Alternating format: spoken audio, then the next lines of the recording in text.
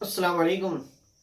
आखिर सलमान अजहरी साहब को रिलीज क्यों नहीं किया जा रहा है, आज के इस वीडियो के अंदर हम इसी मामले में डिस्कस करेंगे। लेकिन उससे पहले हमारे चैनल को सब्सक्राइब करें, लाइक करें और हमारे इस वीडियो को ज्यादा से ज्यादा शेयर करें।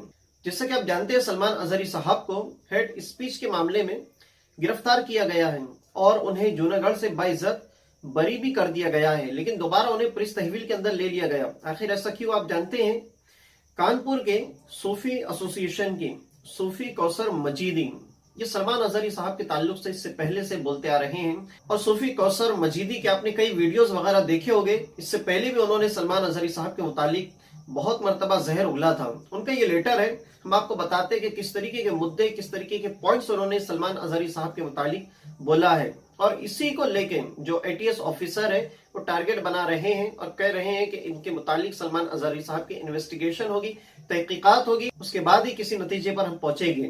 तो आइए हम आपको इस वीडियो के अंदर बताते हैं कि सूफी कौसर मजीदी ने सलमान अजहरी साहब के ताल्लुक से क्या कहा है। सलमान अजहरी पाकिस्तान की सरपरस्ती में मजहबी बुनियाद परस्ती मुल्क में फैला रहा है, सूफी कौसर मजीदी का बयान।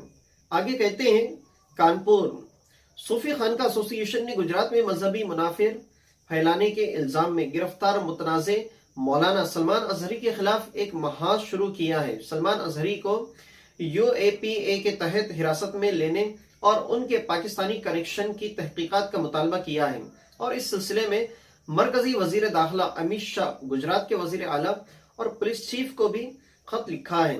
इस सिलसिले में जानकारी देते हुए सूफी खानका एसोसिएशन के कौमी सदर सूफी मोहम्मद कौसर हसन मजीदी एडवोकेट ने बताया कि सूफी खानका एसोसिएशन कई सालों से सलमान अजहरी की समाज दुश्मन सरगर्मियों को बेनकाब कर रही है। उसके पाकिस्तान में भारत मुखालिफ दहशतगर्द आकाओं की ईमा पर मजहबी इज्तिमात के प्लेटफॉर्म से भारत मुखालिफ एजेंडा ग़ज़वा हिंद का प्रोपेगेंडा किया जा रहा है। उन्होंने कहा कि मिस्री तालीम याफ्ता और तरबियत याफ्ता सलमान अजहरी अख़वानुल मुस्लिमीन के एजेंडे पर काम करते हैं और भारत में हमास जैसा माहौल बनाना चाहते हैं।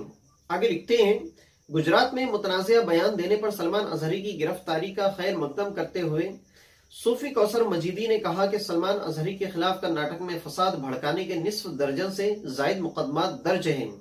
ऐसे शख्स की हिमायत में सड़कों पर निकलना इंतजामिया की नाकामी का नतीजा है। और आगे लिखते हैं, उन्होंने कहा कि हम मुतालबा करते हैं कि सलमान अजहरी को यूएपीए के तहत हिरासत में लेते हुए उनके पाकिस्तानी कनेक्शन की तहकीकात की जाए और उनके दिगर साथियों के खिलाफ सख्त कार्रवाई की जाए। तो ये कौसर हसन साहब का स्टेटमेंट है जो सलमान अजहरी साहब के ताल्लुक से इन्होंने दिया है। और इसी को लेकर वहां के एटीएस जो ऑफिसर हैं, एनडीटीवी एंकर पर्सन ने जब एटीएस ऑफिसर का इंटरव्यू लिया तो उन्होंने अपने दौराने गुफ्तगू के अंदर, डिस्कशन के अंदर ये बताया उन्होंने और हवाला भी दिया कि कानपुर के जो सूफी एसोसिएशन के सदर है सूफी कौसर हसन मजीदी, उन्होंने जो सलमान अजहरी साहब के ताल्लुक से बताया है, सबसे पहले हम उसकी तहकीकात करेंगे, क्या कनेक्शन है उसके बारे में पूरी हम तहकीकात करेंगे, इन्वेस्टिगेशन करेंगे और उसके बाद ही किसी फैसले के ऊपर हम नतीजा अखज़ करेंगे। लेकिन हम आपको यहाँ पर बताना ये चाहते हैं कि जिस तरीके से इस शख्स ने सलमान अजहरी साहब के मुतालिक कहा है और सलमान अजहरी साहब के ऊपर इल्जामात लगाए हैं, तो हमारी गुजारिश ये कि जिस तरीके से सलमान अजहरी साहब को अदालत के कटघरे के अंदर खड़ा किया हुआ है, उस शख्स को भी पकड़ के लाना चाहिए और उस शख्स से भी पूछना चाहिए, उसका भी इन्वेस्टिगेशन करना चाहिए कि किस तरीके से सलमान अजहरी साहब के ताल्लुक से उसने ये बात कही है। और मैं हिंदुस्तान के तमाम लोगों से ये कहना चाहूंगा जो भी सलमान अजहरी साहब का सपोर्ट कर रहे हैं, आप इसी तरीके से डटे रहे, सलमान अजहरी साहब के ताल्लुक से आप खड़े रहे, उनके मुआविन और मददगार बनकर आप बिल्कुल ना हटे, बल्कि अपने मुद्दे पर आप कायम रहने की कोशिश करें।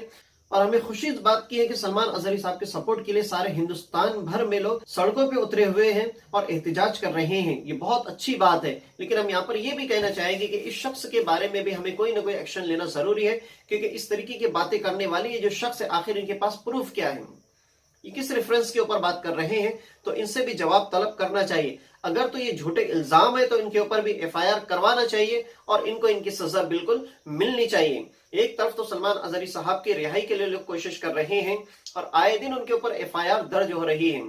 अभी आई थिंक एक रोज पहले की बात है कि गुजरात के अंदर नया मामला उनके ऊपर दर्ज किया गया और आज मुंबई के अंदर जब मैं ये रिकॉर्ड कर रहा हूं तो आज मुंबई के अंदर भी उनके ऊपर एक एफआईआर दर्ज की गई है। और एक जराये के मुताबिक मालूम पड़ा है कि सलमान अजहरी साहब के ऊपर अभी तक 11 एफआईआर दर्ज की जा चुकी है।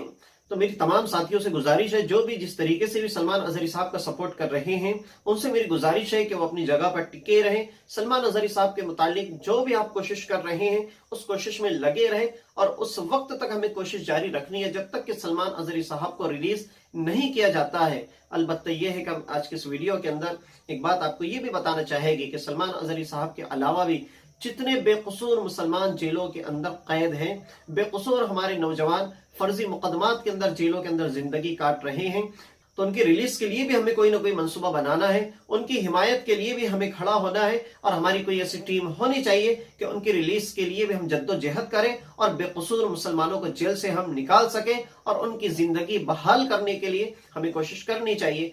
तो इस बात को भी हमें ज़हन में रखना चाहिए। बहरहाल आज के इस वीडियो के अंदर इतना ही। हम उम्मीद करते हैं कि आज का ये इन्फॉर्मेटिव वीडियो आपको पसंद आया होगा, तो हमारे चैनल को सब्सक्राइब करें, लाइक करें और हमारे इस वीडियो को ज्यादा से ज्यादा शेयर करें। मिलते हैं नेक्स्ट वीडियो के अंदर। अस्सलाम वालेकुम।